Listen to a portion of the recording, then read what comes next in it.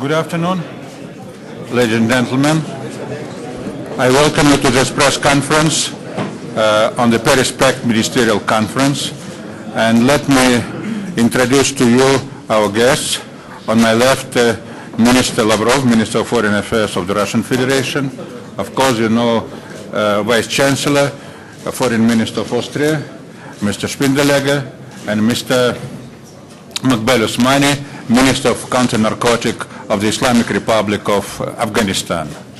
So the conference opened this morning, and we had an opening session with the participation of the UN Secretary General Ban Ki-moon. Then we had a plenary session, and we discussed basically issues related to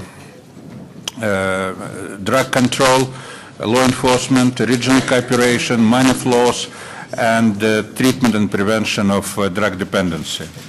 With your permission, I will give the floor to three ministers for short introductory statements, and then we're going to have a Q&A session. Thank you. Who's going to start? Please, Sergey. Okay, thank you very much. I would like, first of all, to express our gratitude once again to all colleagues and to the UN office in Vienna for having supported the Russian initiative to convene a third conference of the Paris Pact partners. The outcome of this conference, I think, is going to be very helpful in making our cooperation more practical, more action-oriented. And it's important that the conference and its declaration, which is called Vienna Declaration, confirmed the need to address the drug threat in a comprehensive manner, starting with elimination of poppy plantations, then stopping the flow of precursors into Afghanistan, which are used to produce heroin and other drugs, and of course intercepting drug caravans leaving Afghanistan into Central Asia and then to Russia, Europe, and other places. We also appreciate the attention paid by the conference to the need to engage regional organizations which are active in the area and which deal with fighting illegal drug trafficking, including such organizations as Shanghai Cooperation, CIS, Collective Security Treaty Organization, and so on and so forth. And of course, in the context of the comprehensive approach, prevention and treatment of drug addiction is an important element, and this is also reflected in the Vienna Declaration. On all these components of the comprehensive approach, the Russian delegation introduced several specific proposals. My statement containing those proposals is available, so I hope that you can take a look at it.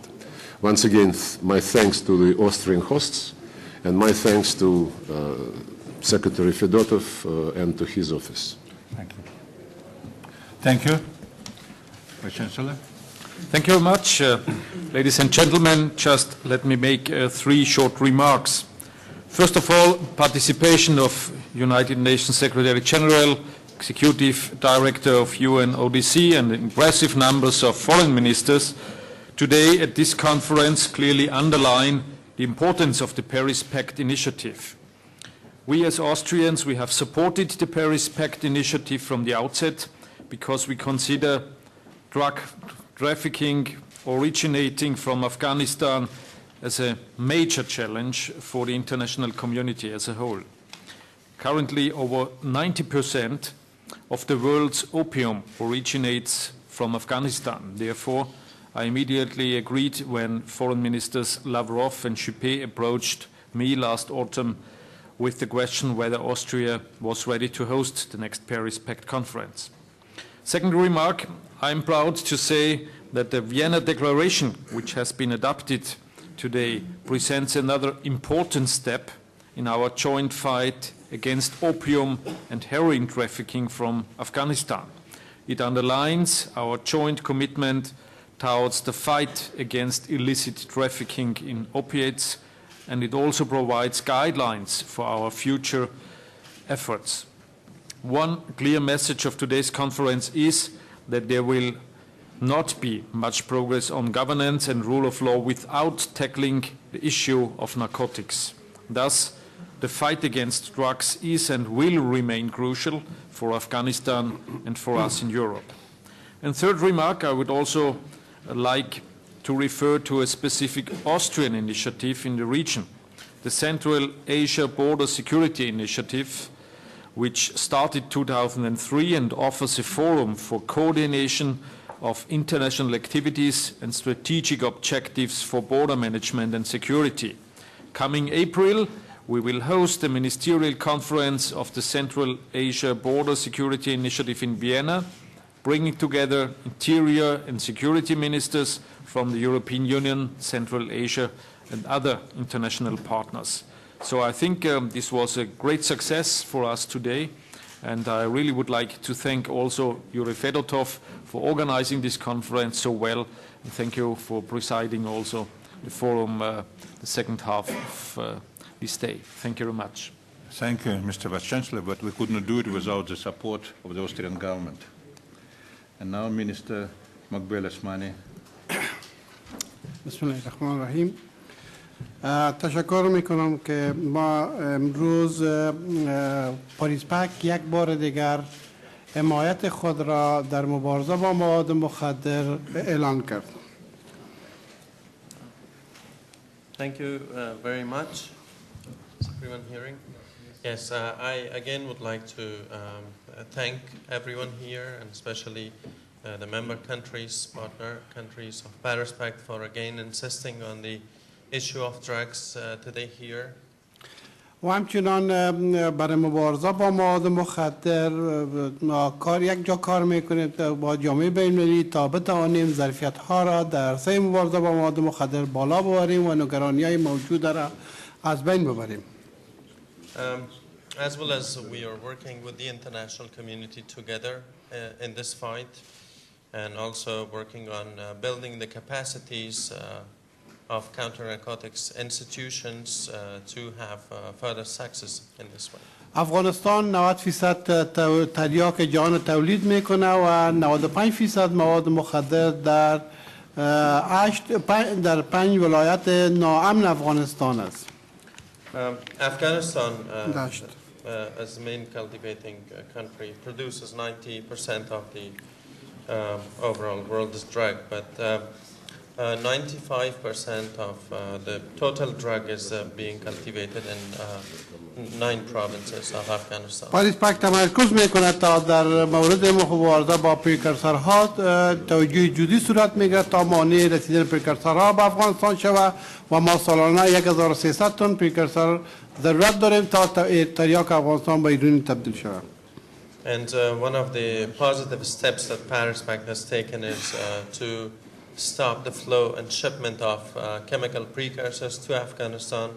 That annually there's a need of 1,300 metric tons of precursors to process the Afghan opiates to heroin and more. از میزبانی کشور سریات تشکر میکنم که کنفرانس میزبانی کردن و از همکاری دفتر رئیسی که در راه اندازی کنفرانس انجام دادن تشکر میکنم.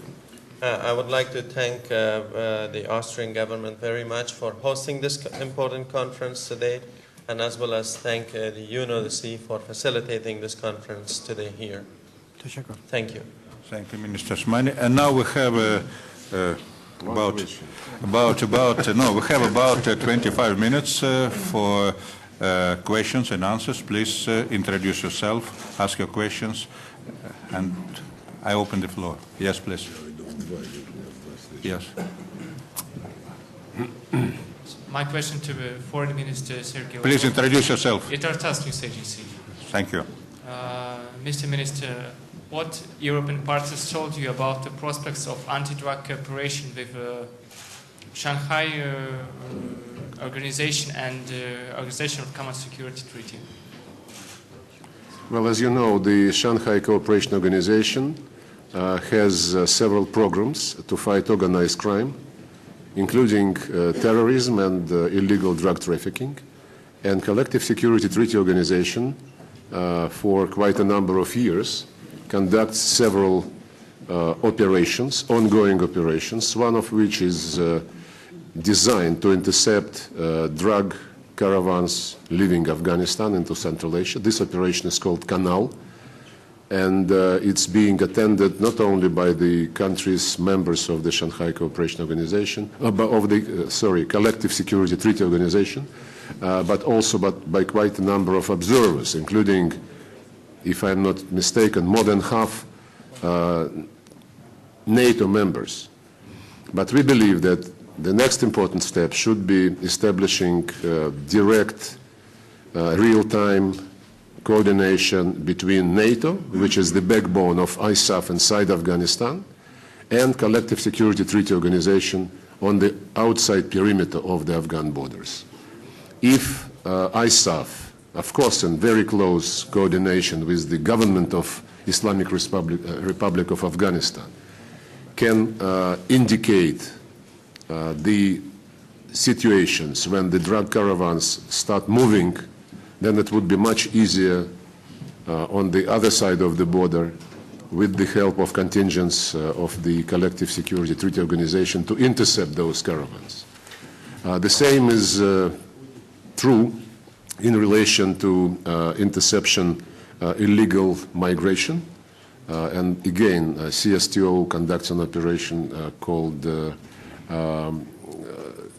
illegal migrants.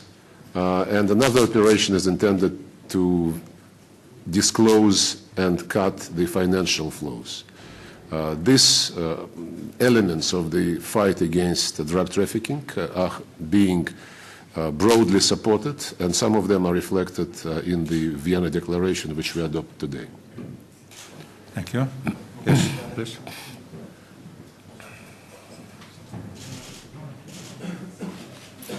Aysat Saibi from NBC. We was expecting to see the French minister here, Alain Juppé, because as we know, Mr. Lavrov, he says he will also meet Mr. Alain Juppé. And my question is to Minister Lavrov, did you meet Alain Juppé? And what's your opinion about the French proposal about Syria, how to open a safety way for civilians there? I did meet with my colleague and friend Alain Juppé. I cannot express my opinion on the French proposal because I received none. The minister told me that they are thinking about a new resolution which would be intended to help delivery of humanitarian assistance to the civilian population in Syria with consent of all those who have arms on the ground. In other words, this would be not a Chapter 7 resolution. And he said that they are thinking about this, and I expressed my readiness to take a look at it as soon as it is ready. I forgot to mention that the French foreign minister asked me to tell you that unfortunately he is not able to attend this press conference as he has to go to Paris urgently for another important meeting. And please, that is a press conference on the Paris Pact. Your question, please. Microphone, please. Radio Vereinigte Staaten. My question to Mr. Osmani, do you think that the political deteriorated situation in Afghanistan had a negative impact on the trafficking drugs? Thank you. Can you please repeat it a little louder? I couldn't hear that very well. Do you think that the deteriorated political situation in Afghanistan has a negative impact on trafficking drugs? Thank you.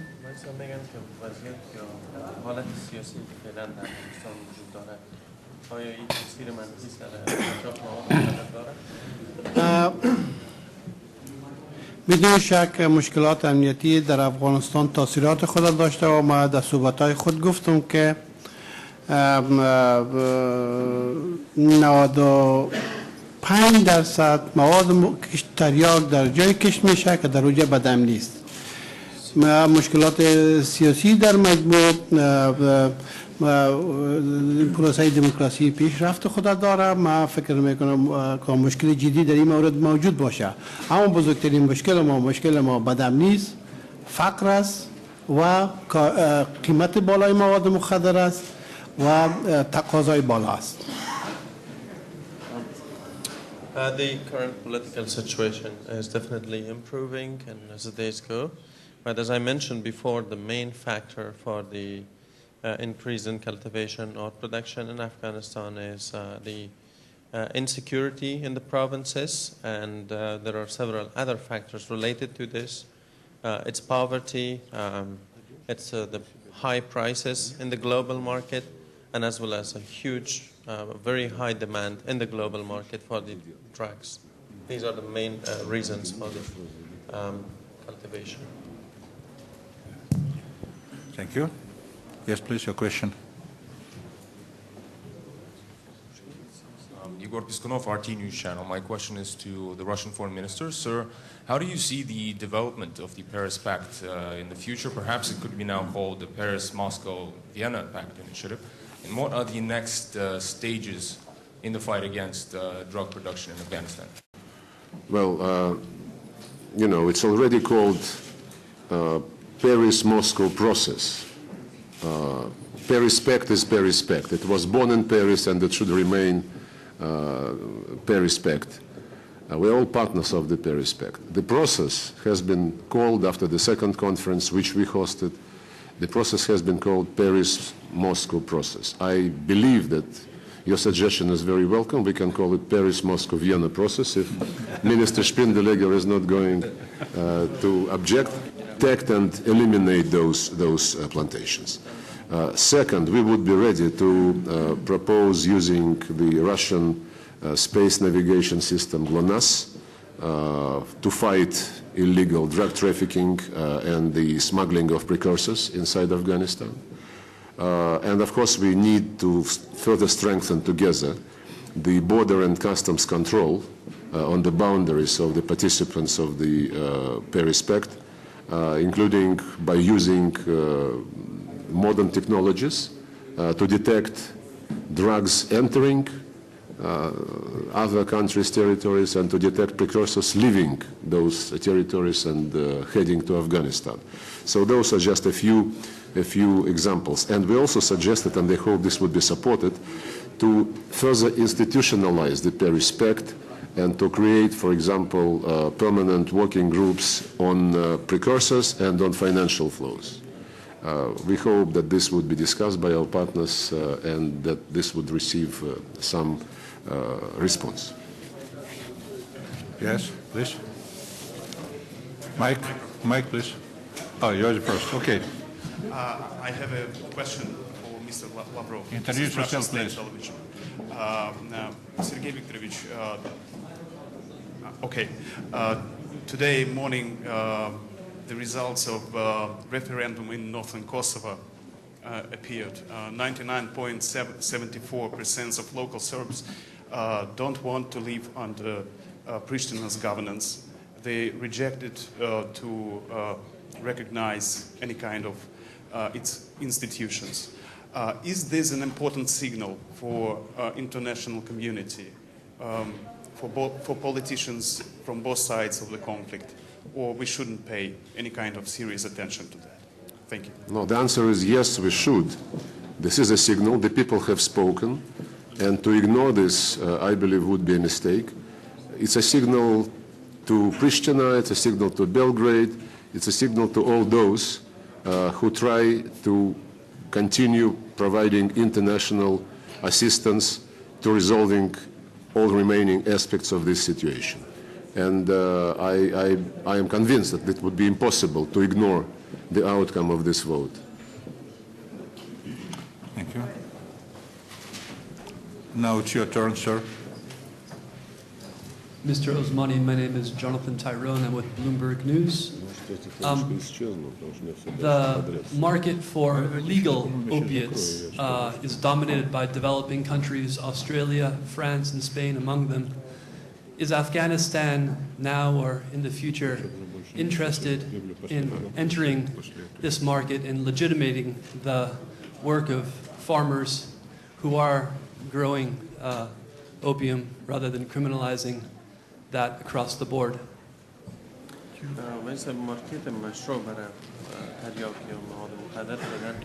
کشورهایی که تولید میکنن استرالیا و فرانسه و لندن ایناست، آیا امکانات از این میره که در آینده افغانستان هم از جمله کشورهایی باشه که به شکل مشروع عرضه کنه در مارکت ایران و زحمات اینا دیگه گرفته نشن؟ قوانین افغانستان برای تولید تریاک اجازه نمیده و افغانستان در شرایط فعلی تصمیم نداره که شکل قانونی را برای تریاک بده. The laws that exist in Afghanistan does not allow legally the crops, the opium poppies, and at the current situation, we do not have any thought of delivering the drugs legally to the market. So. Okay, thank you. So now we have time for the last question. If there is one. No. So in this case, I would like to thank you for your attention. Thank you. Thanks a lot.